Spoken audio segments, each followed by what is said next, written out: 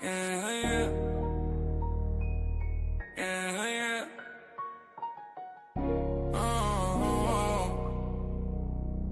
Yeah. Magic bets in the cut, got that game on lock. Flipping dimes, calling shots, every move non-stop. Silver fan, probably said playing odds like dice. In the trap, out betting lines, making racks feel nice. Pushing the line, we don't fold, don't shy. Cashing tickets, counting green to the sky. On the podcast, we ball, roll the spread. Money talk, never walk, bets ahead. Parlay slayer stacking chips like he's bricks. Magic's calling plays, mixing schemes so slick. Numbers on the board, all these digits don't lie. In this trap house, sports bets, we fly. Pushing the line, we don't fold, don't shy. Cashing tickets, counting green to the sky. On the podcast, we ball, roll the spread. Money talk, never walk, bets ahead. Got your bang world rising like that early morning sun. From parlays to straight plays, we stun. Twisting stats, breaking news, all for the game. In this world of ours, we reign. What's up, everybody? Welcome back to another episode of Pushing the Line Sports. You know who we are. It's me. No, they might not know. For those who just Hey, joined, they gonna learn. I am 615 Parlay Slayer. And the guy to the left of my screen, that is the one and only Magic's Bet. See, I never know what I'm gonna get. Never know what I'm gonna get with you. One day it's booze, one day it's down. You ain't gonna get no more Tonight booze, bro. we I'm got not the gonna national give you no more championship. booze. I mean, we poke fun. It's cool. You know, it don't bother me. Tonight we got the national championship, Indiana versus University of Miami for the college football championship. But before we get into that, we had some good NFL football this weekend. And from my understanding, Mike has something that he wants to get off his chest, but do we let him get it off his chest before we discuss this first game or after we discuss this first game? No, let's run through the playoff. We'll get to it when we get to All right. Hey. What's up, it. Abe? Yeah. Smeezy? We got a What's up, crew in here. man? Yeah, what's up, folks? Good to see y'all. Man, this first game, Buffalo Bills versus Broncos. Man, you talk about a hell of a game. That was a good way to start the divisional round for the most Mm, part. yeah.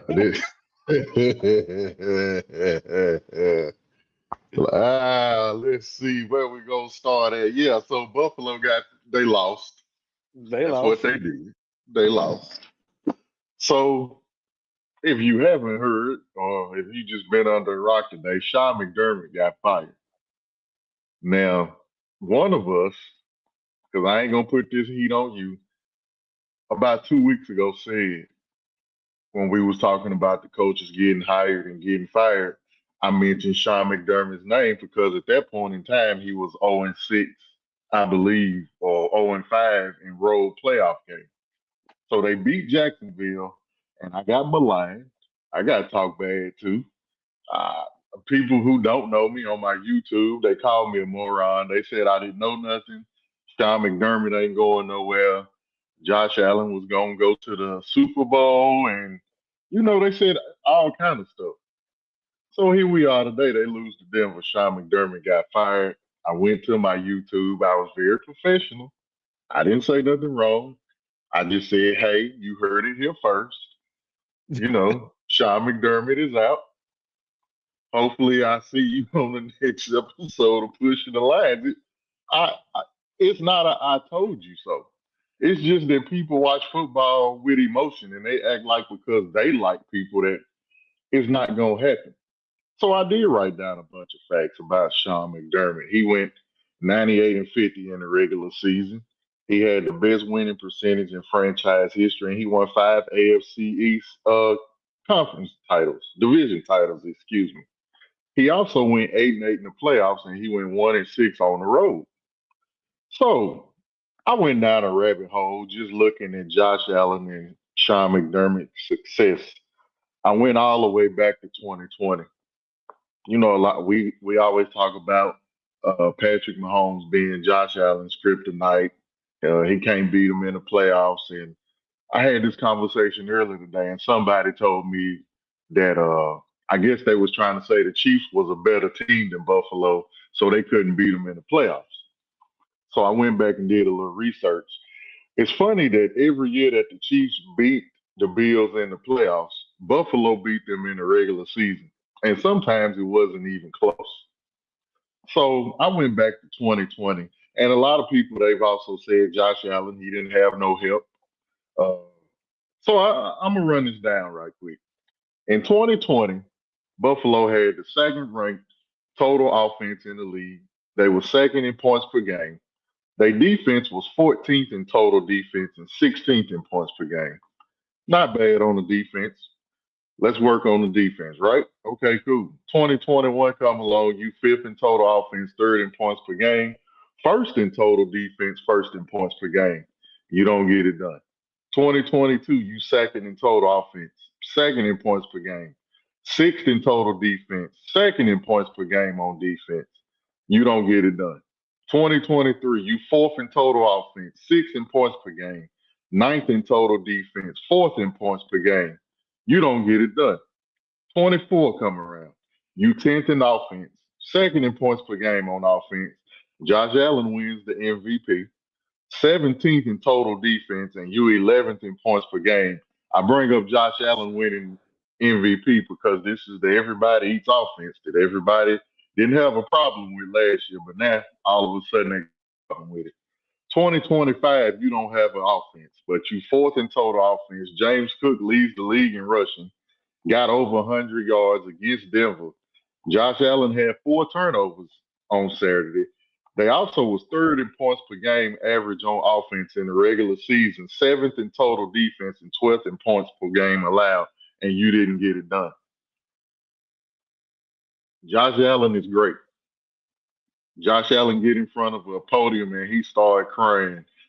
And we always have sympathy for Josh Allen, but when we talk about Lamar or we talk about Jalen Hurts has won a Super Bowl. He get him a line more than any of them. And I'm not saying that to be biased, it's just true. People still to this day tell you Jalen Hurts ain't no good. Jalen Hurts got what Josh Allen is striving for. Buffalo's not gonna release. They not gonna trade Josh Allen. Somebody had to take the fall because you've had talent.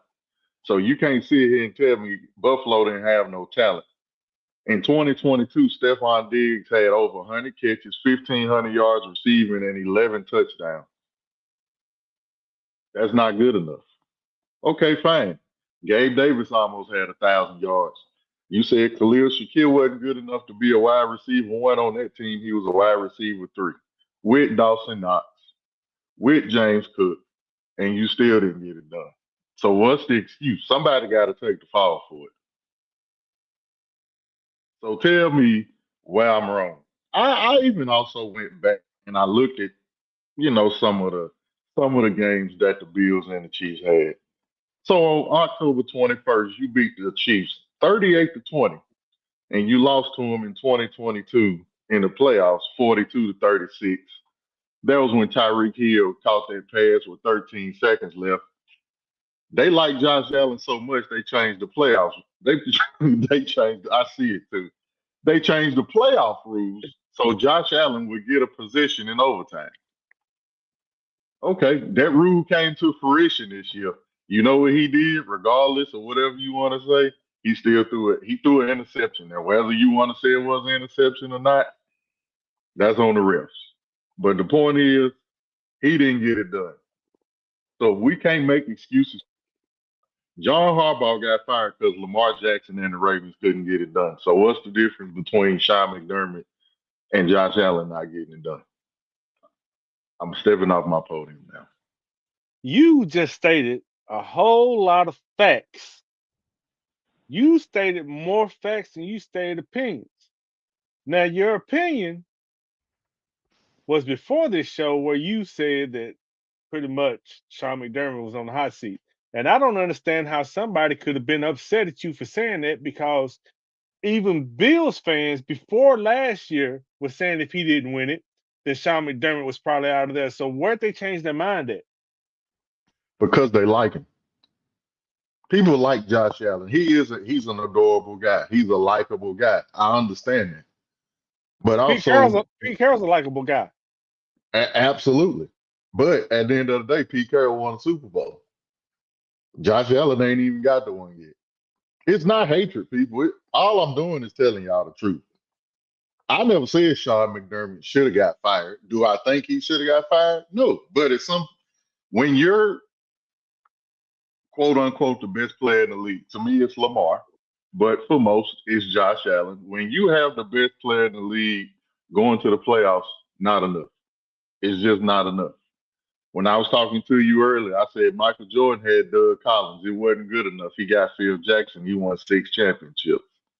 Sometimes it's just not. If you're gonna be the best player, you got to go out here and you got to get your ass in a championship game. Buffalo should at least be playing this weekend.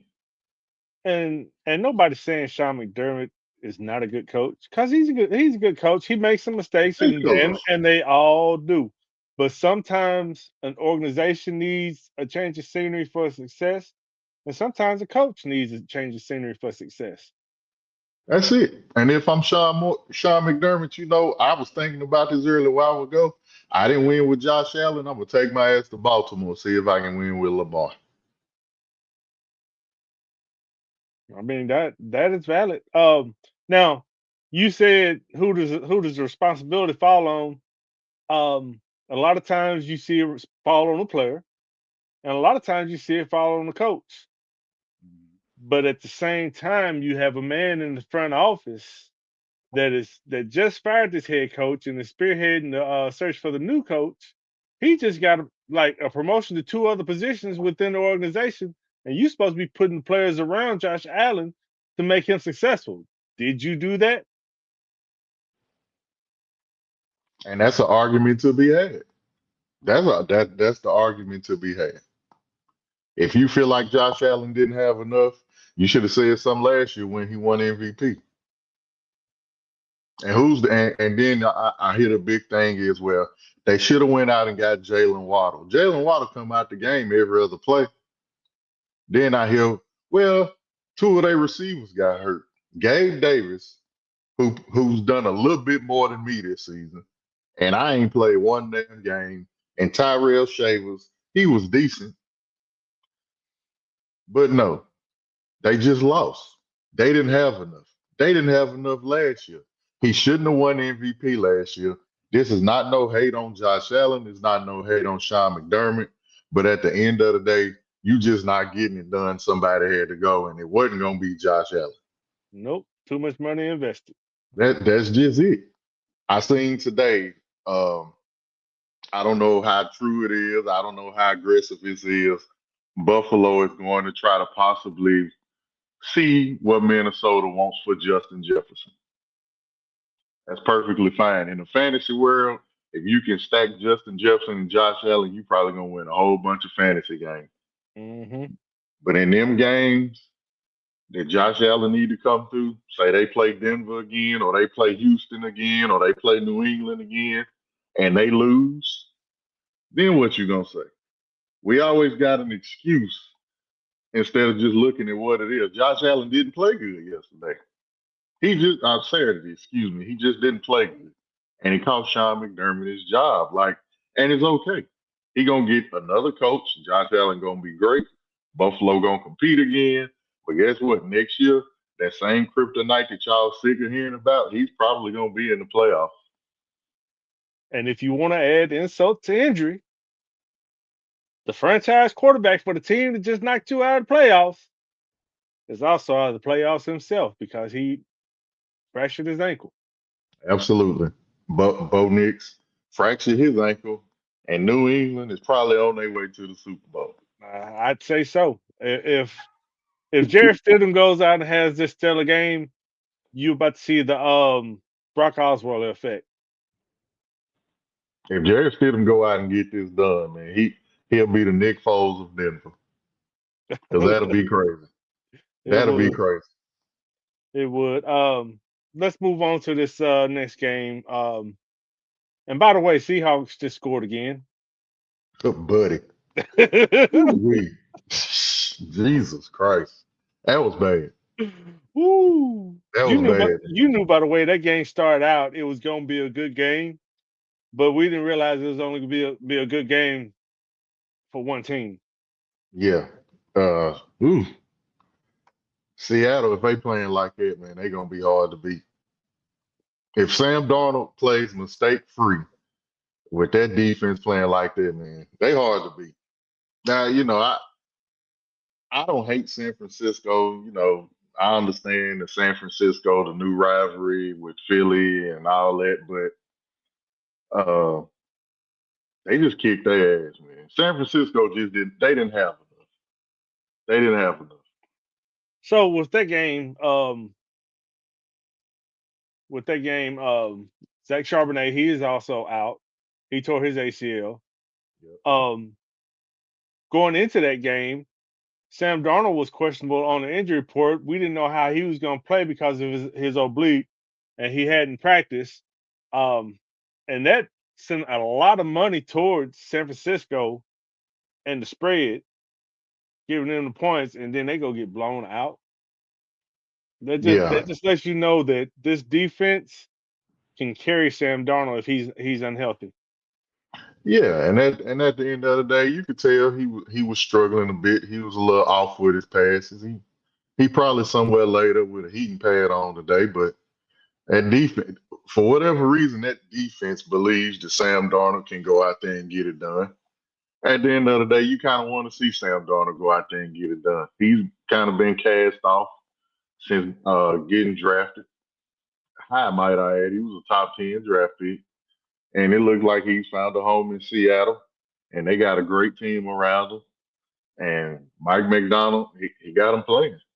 And the one thing that bothers me about Sam Darnold, he does not play well against the Rams. But we'll talk about that on our next show. But he does not play well against the Rams. All right. Texans and Patriots. I was gonna go off about this game too. Man, what's up with CJ Stroud, man? I'm gonna apologize for CJ Stroud like people do for Josh Allen. He didn't have his best wide receiver. He go Collins. He lost Dalton Schultz. Woody Marks went out. They couldn't get the run game going. He never looked comfortable in the pocket because they was at his feet. They was throwing him off his reads. So if we can make excuses for Josh Allen, I'm gonna make some excuses for CJ Stroud. Okay. Now is that fair?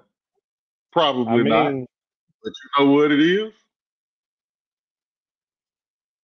That's what it is.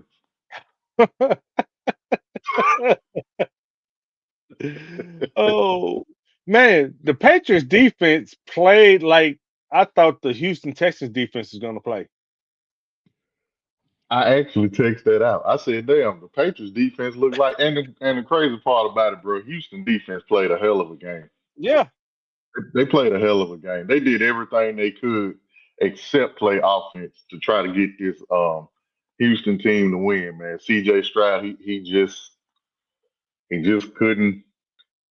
I don't know, man. I don't know what it is. He just looked a little off. He was very pedestrian, and I wonder if the weather had anything to do with it. But it was not his best game, and that was the worst possible time for him to have a down game. So. Yeah, and I've seen people talking about benching him. I've seen people talking about trading CJ Stroud from Houston. As weird as that sounds, I think he's got to be up for an extension. If Bryce Young is up for an option or an extension, he got to be too. CJ Stroud, this is his third year, right? Fourth. He's helped them win 3 division He's going into titles. his fourth, right? I think he's going into. Okay, so he's going in. He's going into his fourth, which they have the option to pick up the fifth year on the rookie contract or There you decline go. it and sign an extension. Yeah. Yeah. Well, we'll see how the offseason goes. We'll definitely be talking about some free agency and some drafts during the offseason. But we'll move on to this Rams versus Bears game. That was a hell of a game. Man, that Rams Bears game. The Bears fight. Hey, look, to the Bears, man, you had a hell of a season. You can't put, You're man, right. this dude, Caleb Williams, makes plays that should not be humanly made, bro. Throwing off your back foot from damn near midfield and it's perfect at the back of the end zone is nuts. After turning your back a couple of times because you were getting rushed and you was in trouble. It's crazy. You And couldn't. You could. That ball literally sailed right over the defensive back's head, and Cole Kmet just made a slight adjustment to get the ball, and I was like, "Are you fucking serious?" yeah, and it wasn't no offensive pass interference. They was hand fighting, but he didn't push off. Man. It was just a perfect throw. It was a perfect throw.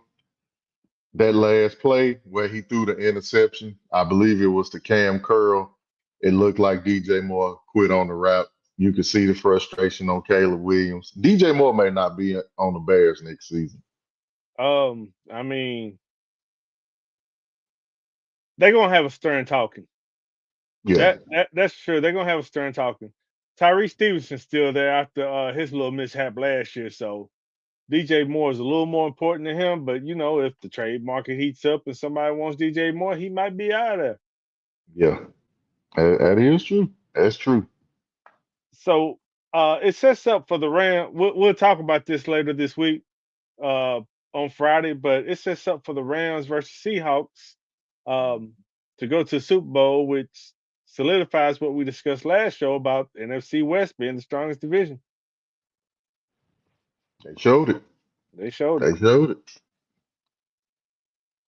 In other news, Jeff Hafley, defensive coordinator for Green Bay Packers, he got hired by the Dolphins today. Uh, Hmm. the the Titans are still in their coaching search, have not hired anybody, but three of the coaches that just got hired before their second interview with the Titans. So I mean, Titans, listen Ti- to me. Titans are falling short. I don't know if it's possible. Just interview Sean McDermott today and ask him what he wants. I had another friend that talks sports all the time. He pretty much said the same thing. I prefer Robert Salah, but I would take Sean McDermott. I wouldn't be mad about it because Sean McDermott is better than a lot of these other candidates out there. I just wonder if he would get us over that hump because we got a long way to go. If you win 5 games, he took you over the hump. I mean, you have a Don't valid walk point. too damn far now. You have a valid point. But also, one thing I did not like seeing today, I did like seeing it, but I didn't like seeing it. Eric Bieniemy got hired as the offense coordinator for the Chiefs again, which Did lets he? I me seen him get interviewed. which lets me know that they probably about to hire Matt Nagy for the Titans head coaching job. I think when you first told me that, did he get hired? Oh, it just says they are expected to hire him back. It just happened. You're right. I got a confusing hire for you that I didn't understand. Why did the Lions hire former Cardinals offensive coordinator Drew Petzing as a new offensive coordinator? Bruh, I don't know. That one threw me. Like, why y'all just hiring people? I don't think I've got to look further into that, but I mean, it's got to be it, some history or something it there. it's got to be some history or something like you said. But if you look at what he did the second half of the season with Tyrod Taylor, it's not like he doesn't know what he's doing. You talking about for the Cardinals? Yeah, Jacoby I said Brissett. Jacoby Brissett. I Yeah, knew what you meant. I was just making sure I knew what you meant. Yeah, it, yeah, yeah, yeah. it I knew the what you meant. it's one of those black quarterbacks that we forget about sometimes that fills in pretty good. That's what it was. One of them. I tell you one thing. Marvin Harrison Jr. didn't get him the job. Michael Wilson did if didn't nobody else do it. Man, tell me about it. That I ain't even finna talk about that. We'll get to that on another show too. Mm. But tonight we have the Cocaine Cowboy. I mean, the Miami Hurricanes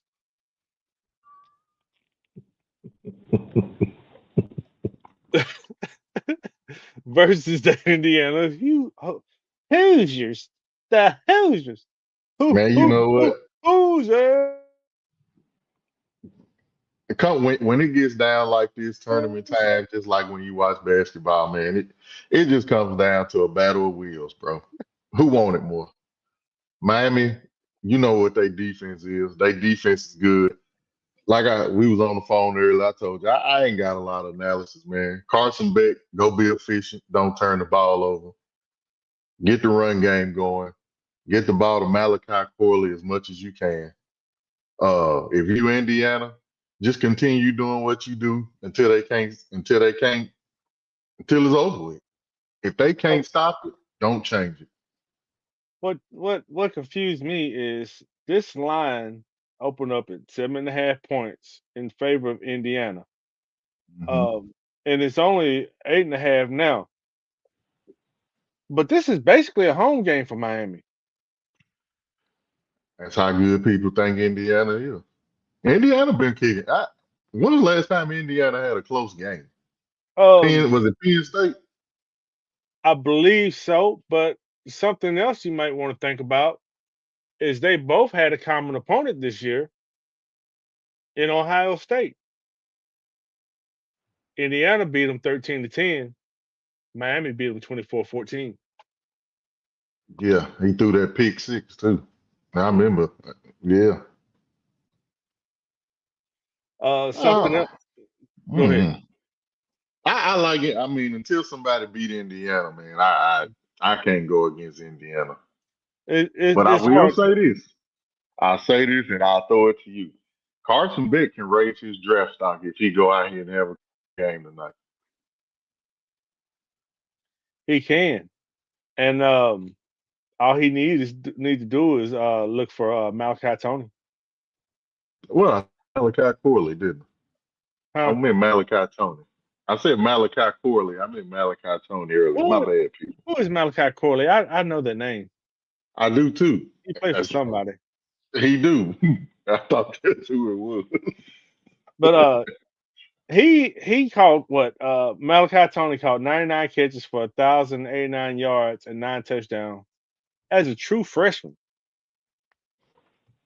Malachi Corley may have the worst NFL start to his career ever. I just looked him up.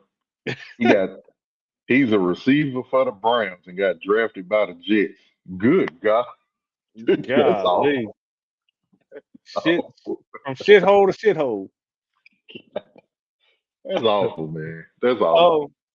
Oh, look for Mark Fletcher in the run game. They're gonna try to get him going tonight. He had 199 carries for 1,080 yards, 10 touchdowns. So Carson Beck, Mark Fletcher, Malachi Hmm. Tony. Those are going to be the guys that you look out for tonight. Indiana's defense, they have to control this game. If Indiana's defense shuts down Miami's offense, you go and give it to Indiana. Yeah. But I say that, but Indiana's got to keep that rush off of Fernando Mendoza also because Bain, he's a top 5 pick. Bad boy. Ruben Mhm. Bain ain't no joke. If you Miami, you cannot let Indiana go up by more than 10 points at no point in this game. Keep this thing as close as you possibly can until the fourth quarter and play it out like that. But you can't let them go up 14-0 or go on some quick 17-0 flurry where they put up 3 touchdowns in 5 minutes. That game against Oregon was over before it started. The first pass, he threw a pick six. The game was over with after that. Mhm. You should have had a crowd in your. I mean, you at home. So this I is mean, a so you say that, yeah, you at home, but do you realize there were some people from Indiana who were Mhm. literally buying Dolphins season well, I don't know if it's Dolphins or Hurricane season tickets just so they can get tickets to this game. I can Indiana, just knowing how they basketball fans are, they die hard. They die hard. I don't doubt that at all. And this may be one of the greatest turnarounds in college football that you'll probably ever see. I expect Indiana to have a good turnout. Kirk Signetti. I definitely expect Indiana fans to be there and be loud and represent the Hoosiers. I wouldn't. I don't expect no different. So, little tidbit for you. Fernando Mendoza. He went to high school at Miami Columbus. Yep, homecoming game. So he is at home this week, probably feeling good. Probably went to see one of his ex girlfriends, if that's his thing. Probably went to see his old pastor because you know he a church going boy. Probably went to the corner store where he used to go get a sandwich or something. He just feeling at home. He might come out comfortable and just slang the thing all around. He probably will. I mean, he always look composed. He don't never look rattled. So I don't think the one thing I do want to see about Indiana, not saying that it will happen, if they go down like 10-0, or if Miami come out quick on them, how do they respond? Because they ain't really been battle tested this year. They've been kind of kicking ass and taking names all year. Shoe on the other foot, how do you respond to that? It's gonna be a good game. Yeah, it's definitely gonna be a If it good was game. me, I would take the 8.5 points with Miami, just because Miami is at home. Miami took out Ohio State. Miami has good defense. If defense comes out clicking, you keep the game tight. It's a national championship game, and I don't see it being a blowout like some of these past national championship games have been. I hope not. But this Indiana team is different. That's all I'm gonna say. They different. Better be But glued to the TV. if Miami win, the U is back, baby. Hey man, speaking of the U is back. Michael Irvin, they sideline mascot. Boy, did you happen to see Saturday Night Live this weekend? No, but I seen they did a uh quote unquote rendition of Michael Irvin. I didn't click on it, but it's on YouTube, so now I know I gotta go click on Yeah, yeah, yeah, yeah. It was okay, but he kind of looked like Michael Irvin on that. I keep forgetting his name, but he's a young comedian. I like him. He does some stupid shit. it. I'm gonna have to go check it out. Look, Hank, on 33 minutes. I told you. Oh Lord. Uh-uh. I Oh think the Lord. game started 6:30. What It happened? do. Matt Nagy in leave for Titans head coach job. I don't like that the headline. Well, you called it. Yeah, I don't like it. Yeah, you definitely called it.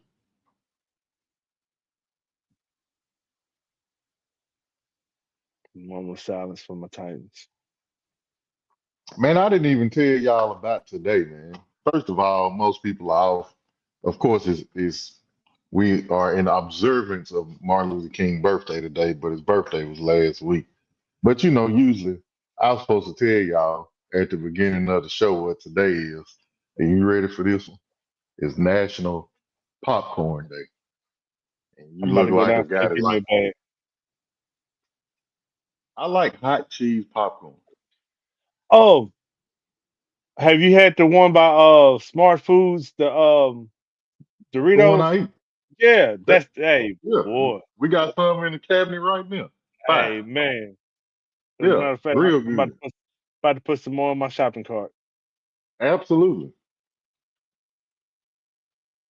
Man, I appreciate y'all coming to our TED Talk today, man. I had, bro, the NFL, it can go one way, it can go another way. All the crazy part about it, man, it's cool to see all of the young quarterbacks getting their shine. Last year was Jaden Daniels. Nash Drake May. It's Bo Nix. Last year's quarterback class may be one of the best ones ever. When it's all said and done, they just got to stay healthy. They just got to stay healthy. It's good to see these first year head coaches, Liam Cohen and Ben Johnson and Mike Vrabel. Although he been around the block before, but first year with the Patriots, and you Speaking seeing of things come around. speaking of Liam Cohen, his offensive coordinator is only 30 years old, and he's getting interviews for head coaching jobs right now. Oh yeah, I could definitely see it. It's a lot of young coordinators that's coming up in the game. They changing the game. Uh, I'm gonna tell y'all now. Y'all think they be hot takes, but if the Eagles blow this offensive coordinator job hiring, Nick Sirianni ain't gonna be there after next season. He may not make it through the season. I know Jeffrey Lurie and Howie Roseman, they don't really do head coaching changes in season. But if they blow this offensive coordinator job with this roster, he ain't gonna be there. And he won a Super Bowl and been to two of them. So don't think that I'm just anti Buffalo Bills. You about to go into a new stadium. You got to me, he the second best player in the game. It's crazy that the two best quarterbacks, I feel, Josh Allen and Lamar Jackson, they neither one of them got no head coach right now. Mm-mm. That's gonna be interesting. So, I appreciate y'all tuning in. I'm not gonna go on another TED talk, but another thing that I didn't notice,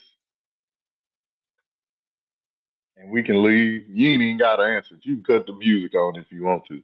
When John Harbaugh got fired, they asked Lamar what he thought. Lamar came out and said what he said, but he never really said nothing about it. If this firing of Sean McDermott was so bad, why Josh Allen ain't said nothing yet? Because Josh Allen's still crying. If he was really, if that was his guy, and it was really that, and you the face of the franchise, arguably you the face of the league, why he ain't said nothing yet? Because he knows Joe Brady's going to be the head coach. But see, let me tell you what I've heard today. I've heard they're gonna bring back Brian Daboll. I've also heard that this was Rex Ryan. I don't know if you've seen Get Out this morning. Rex Ryan be talking out the side of his neck. I like He Rex do, Ryan. but I it was like him. interesting what he said. I'll tell you what he said. He said, "Bring back Bill Belichick, hire Brian Daboll as Josh Allen's offensive coordinator." That's what he said this morning. Me, I'm opposite. You bring back Brian Daboll, make him the head coach. Yeah, let Belichick sell off into the little sunset. Yeah, and hey, that's what I'm saying. Lamar didn't take for the same reason Lamar didn't take up for John Harbaugh is probably the same reason why Josh Allen ain't said nothing about Sean McDermott. He's just going to go about it in a way to where people are still gonna like him. He's not gonna come out and say nothing bad about Sean McDermott. It really ain't nothing bad you can say when you done fucked around and fucked up four possessions in a game against Denver. So it really ain't nothing you can say no damn way. But I don't know. I can't wait to see what they call me on YouTube after this one. Well, we'll see. We'll follow up with you on Friday and see what's going on. We are doing a show Friday, right? Yeah, yeah. Well, Right. I'm free to. I'm ready to roll, 5:30 or ladies and 6. gentlemen. I have heard through the grapevine that we are supposed to get a bunch of snow this weekend. I am excited. I am happy. I hope we get all of it. I know, because I want to go out and play in my Jeep. You do. I've heard the least amount could be 8 to 10 inches. I've heard that we could get 16 to 20 inches. Uh, yeah, I don't Pause. know. I, Pause.